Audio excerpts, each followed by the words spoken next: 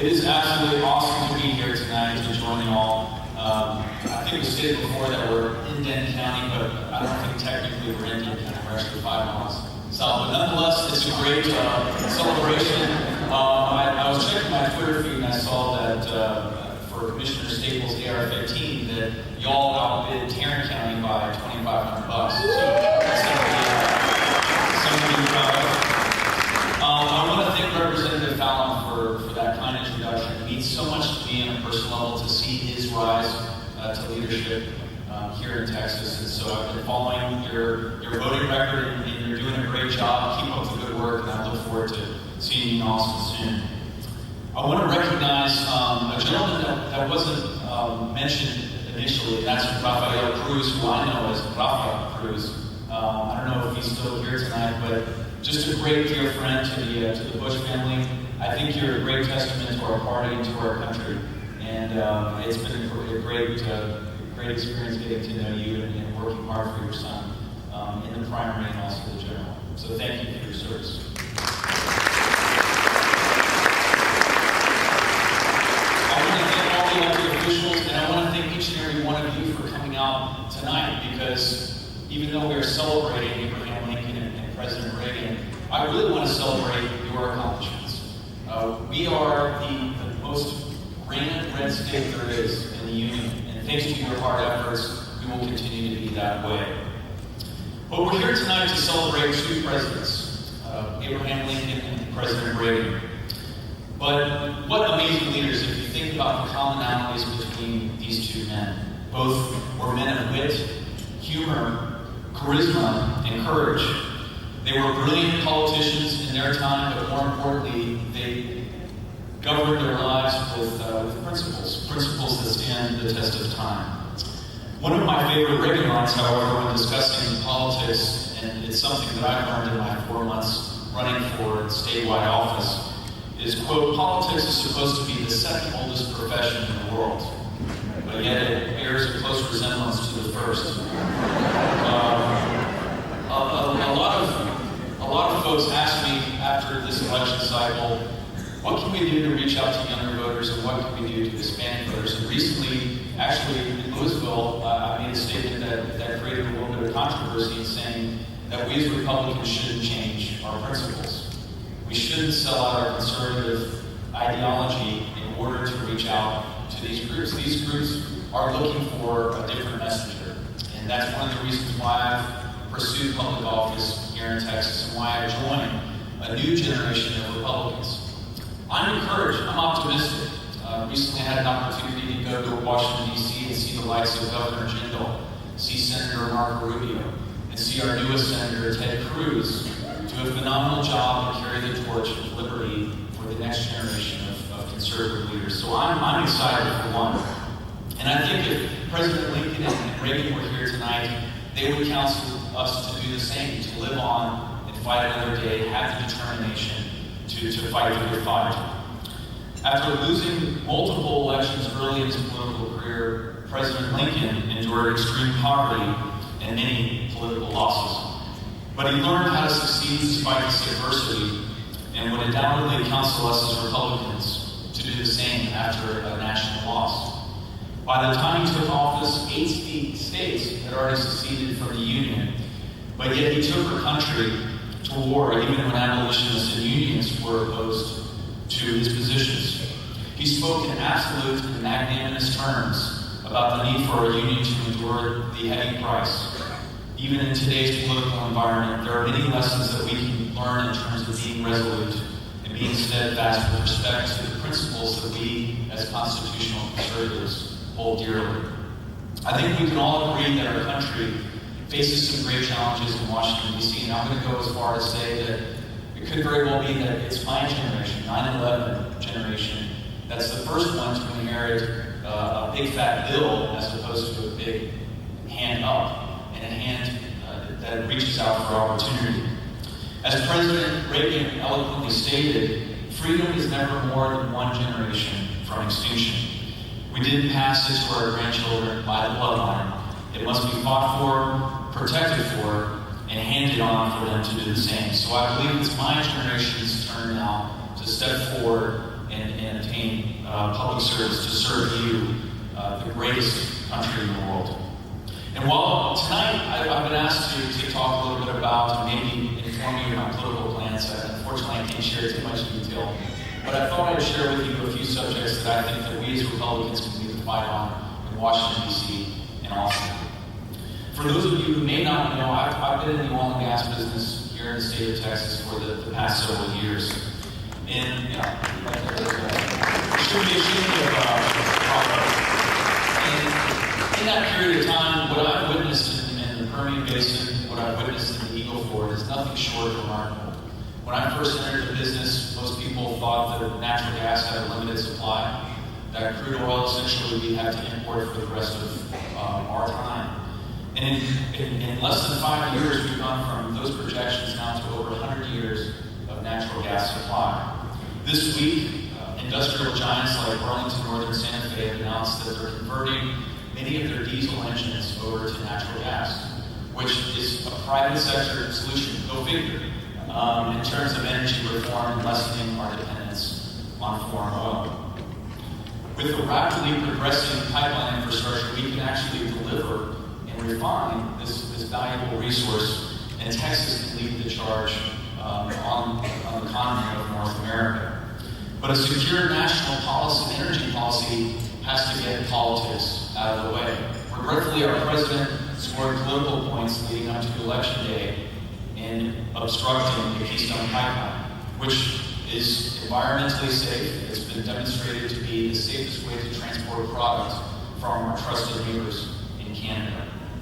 Even in an election year, he could have taken on special interest groups in his own party, but he didn't.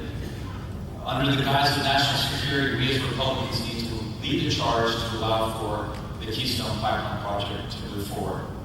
It's time, Mr. President. It's time to put our country before politics on this issue so that we can deliver much-needed natural resources to our own. Further, government should be involved when it comes to energy policy in the business of picking winners and losers. Recently, the Congressional Budget Office created a study that showed that fossil fuels account for 80% of all of our electricity generation in North America, but yet they only receive about 18% of all subsidies, if we want to label it as subsidies. So if we look at the reverse, alternatives represent only 18%, but yet receive over 80% of tax subsidies. As Reagan once famously stated, and I think it's directly on point with energy, that is the most terrifying words in the English language are, I'm from the government and I'm here to help. If we are to grow at the 4% GDP rate that we need as Americans to pay off our $17 trillion debt and $1.3 trillion annual operating deficit, we are going to need to leverage every form of energy that we have available to us here in Texas and throughout North America, notably crude oil and natural gas. So with that, let's talk a little bit about small business and regulation. This is the subject that I'm passionate about as an entrepreneur. A lot of folks ask me, coming out of business school or coming out of college, what can I do to start a business? And I say, come to Texas. This is the best place to start a business. I myself have formed 3 of them. I'm currently running and managing my third over in Fort Worth. But regretfully, we're still enduring a great recession, as it has been labeled by many economists. But as members of Congress debate the issues of the day in D.C., I think we need to be mindful of the contributions that small business owners and that individuals make to our country and to our state. We need to think in terms of younger Americans as they're creating their first businesses and getting their first jobs. We see record high student debt, we see record high unemployment rates among younger Americans. It's time for a change in mentality, Mr. President, in Washington, D.C. At the same time, as constitutional conservatives, we have to, as we get into the business in the private sector and encourage young Americans to be entrepreneurs, we need to get out of the business of crony capitalism. Because it's small business owners like you and me that finance the large bailout programs and stimulus programs that are available to large businesses and large corporations under the mantra of the too big to fail mantra. Regretfully, with all the czars in Washington, D.C. nowadays, maybe there should be a small business czar or an entrepreneur czar that basically looks out for us, that reduces regulation and looks out for the job creators of tomorrow. Further, we've got to use more common sense as it relates to regulation at the federal level and even at the state level. The best example that I can think of when it comes to this is Obamacare. Does anybody want to take a guess at how many pages this document was that Speaker Pelosi commonly referred to it as, or referred to it humorously as saying, well, let's pass the bill before we actually read it. It was, for anybody who wants to take a guess, it was over 3,200 pages. It's created over 100 rulemaking agencies and will take 12 years to implement. If we look at Dodd-Frank, the financial regulatory bill that I actually am a victim of when I was formerly in the investment fund world, is over 2,200 pages long. And to give you a frame of reference, the Federal Reserve was not more than 20 pages, and Sarbanes-Oxley, which was drafted not more than 10 years ago, was a little over 60 pages. We need to have an automatic sunset review of legislation and weigh its cost-benefit analysis to see if it actually produces jobs and whether it's meaningful for entrepreneurs to comply with.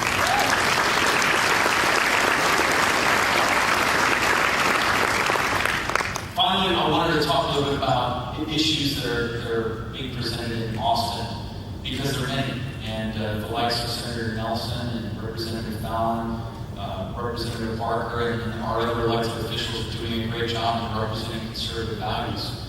But in my mind, the biggest issue that we'll deal with in Austin this session is education reform. This is an issue that I'm passionate about as a public high school teacher, formerly in my life before becoming a lawyer. And what I see in our public education system here in Texas concerns me. There is so much that we can do in our inner cities and in suburban areas. By all indicators, as a state and as a country, we're falling behind the rest of the developed world. So we need reform in a bold and innovative way. So I'm excited to see Representative Isaac's proposal that was presented yesterday. I'm excited to see Senator Patrick's proposals to promote school choice here in Texas. And there's so much more that we can do to make standards more relevant. Recently, I had a chance to travel down to the Rio Grande Valley, and I went to Hidalgo County, where there was an unemployment rate of over 40% at the depths of the financial crisis. The unemployment rate now is a little over 20%, which is not excellent, but it's an improvement. But one of the shining examples that I've seen in the Rio Grande Valley was having a chance to visit the South Texas College of Medicine. And there they're taking dropout kids from the inner city, from rural areas, and educating them and bring them out of a cycle of poverty. This program is amazing because it's a community college, and at a very low cost, and it provides a great return on investment. Think of the difference in terms of the lifetime of income, the lifetime of opportunity, the lifetime of dreams available to that student that goes from a high school dropout to being a graduate from an AA degree and certification. These are the areas that we need to focus on in Texas and promote on a much grander scale. But in terms of change, and I'm not here to condemn teachers, but we've got to incentivize teachers based on performance of the students.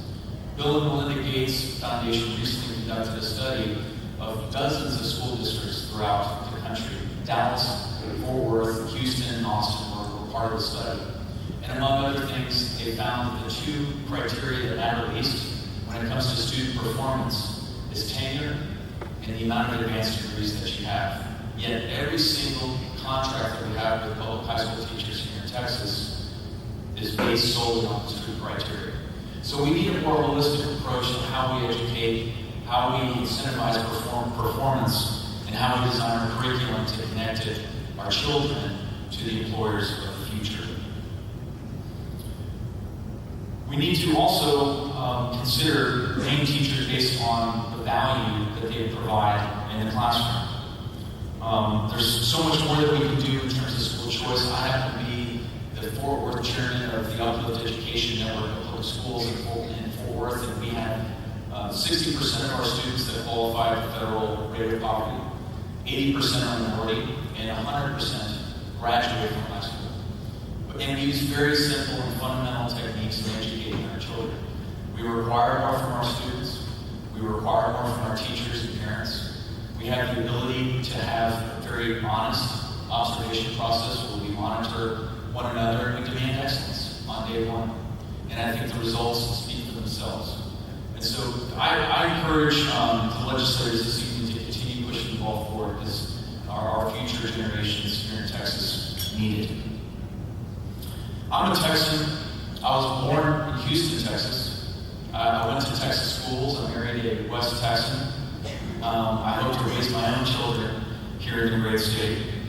But I think in my travels that Texans are ready for a change in their educational system in all walks of life. And I'm ready to be a part of that effort. I believe the biggest fight that my generation will wage, the Gen X, the Gen Y, the 9/11 generation, will be fighting our national debt, the $17 trillion debt, and containing our spending. Having said that shouldn't prevent us from unshackling entrepreneurs from regulation, from over-taxation, from creating a patriotic energy policy and reforming our education system. But when it comes to containing government, I like to quote Reagan as saying that no government ever voluntarily reduces itself in size. Government programs once launched never disappear. Actually, a government bureau is the nearest thing to eternal life we'll ever see on this earth. But having said that, in business meetings and in political events like tonight, I sense that many people believe that our country's best days are behind. We're not here to disagree with that assessment. I'm a product of the new generation of conservative leadership. I'm privileged and honored to be able to even be in the position to assess running for public office here in the great state. But what we need are strong leaders that are willing to put aside a nice, comfortable political career and promote these conservative principles as it relates to moving forward in our state. Many of you have already heard me talk about the Bush family approach to leadership being service-oriented, and that's essentially how I've really lived my life. But it really was Abraham Lincoln that created this style of leadership. Instead of viewing the presidency as a position of power, self-promotion, or obtaining higher social status, he viewed it as an opportunity to create a more perfect union. He led with an internal moral compass that guided his objective to eradicate slavery and prosecute the Civil War, the costliest war in our nation's history. As Reagan put it, there's no limit to what we can do together to improve our country if you don't give a whip as to who gets the credit. As Reagan also once said of leadership, the greatest leader is not necessarily the one who does the greatest things. He's the one that gets the people to do the greatest things. I know that's what everyone tonight aspires to do. And we have the courage as President Lincoln once did to successfully fight for the values that we hold dear. May God bless each and every one of you. May God bless this great state. And may God bless the United States of America.